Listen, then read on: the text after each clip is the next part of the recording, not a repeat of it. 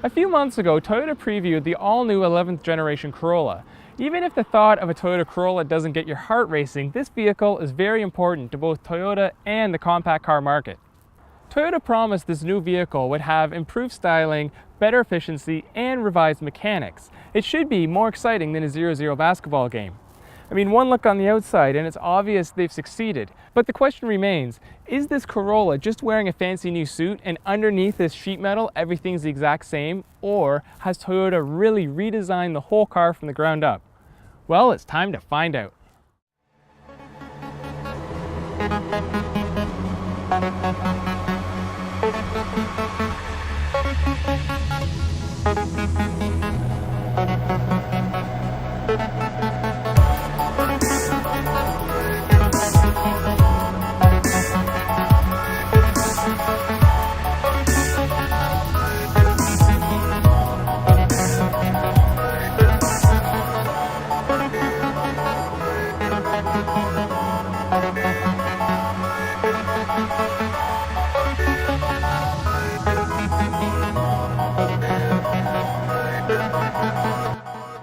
Under the hood remains the same 1.8-liter base engine as found in the old Corolla and develops 132 horsepower and 128 pound-feet of torque. Joining this engine will be another 1.8-liter four-cylinder with Toyota's Valvematic technology that boosts horsepower and fuel economy by 5%. The new Corolla will be offered with 3 transmissions, including a 6-speed manual for the base and S-trim models, as well as the resilient 4-speed automatic that, like John McClane, refuses to die. Thankfully, the 4-speed is only available in the base model, most likely to be found at your local car rental lot, as most 2014 Corollas that receive automatics will have a brand new continuously variable transmission. With 4 trims, 2 engines, and 3 transmissions being offered in the new Corolla, there are a lot of different official fuel ratings for this vehicle. Toyota expects the more efficient LE Eco model with the upgraded engine and CVT should push things up to 30 miles per gallon city and 40 miles per gallon highway. And if you stick with just the 15-inch steel wheels, it will go up another 2 miles per gallon on the highway to 42. Pricing for the 2014 Corolla starts at $16,800, with the top-of-the-line S model starting at $19,000 even. The new Corolla is nearly 4 inches longer than the outgoing model, and most of this newfound length comes from an extended wheelbase. It is also a little bit lower to the ground and a little bit wider, which gives it a more upscale, elegant look than the old Corolla.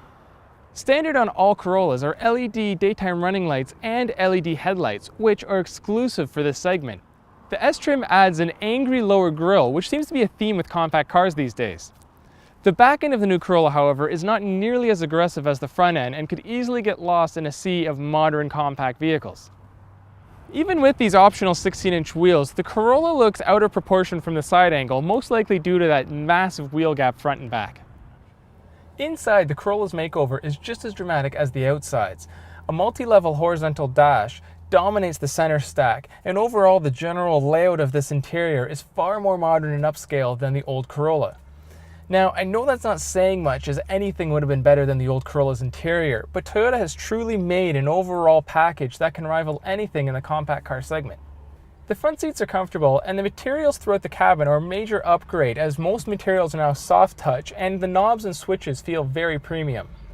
Of course, the Corolla is available with all the latest technologies, such as push button start, no key entry, heated seats, and navigation. The rear seats have been pushed back 3 inches, and if that weren't enough, Toyota has actually made thinner front seat backs. This gives 41.4 inches of total rear legroom, which nearly ties the Toyota Camry, a vehicle that's regarded as a spacious midsize in its own right. The trunk is also quite large, as there is a total of 13 cubic feet worth of cargo room back there. The Corolla drives, well, like a Corolla. Customers of this vehicle want something that's easy to drive, predictable, and going to be worry-free, and the Corolla should check off all those boxes. Toyota, however, claims to have enhanced the handling and steering of the Corolla. Now, I find the steering is still way too loose around city speeds, but on the highway it does stiffen up. Handling, on the other hand, there's not much I can really say. It doesn't handle really bad and it doesn't handle great. It's just a compact car, and that's what it's supposed to be. Vehicles equipped with the CVT feature a noticeable lag when you first get on the accelerator pedal, but power does pick up when you get into the higher RPMs. Don't get me wrong though, there's no point that the Corolla ever feels fast. And what do you expect from 132 horsepower? This car is designed to save fuel, not get you places in a quick hurry. The CVT transmission in the Corolla is constantly mimicking gears and breaks up that drone that these one-band transmissions are known for.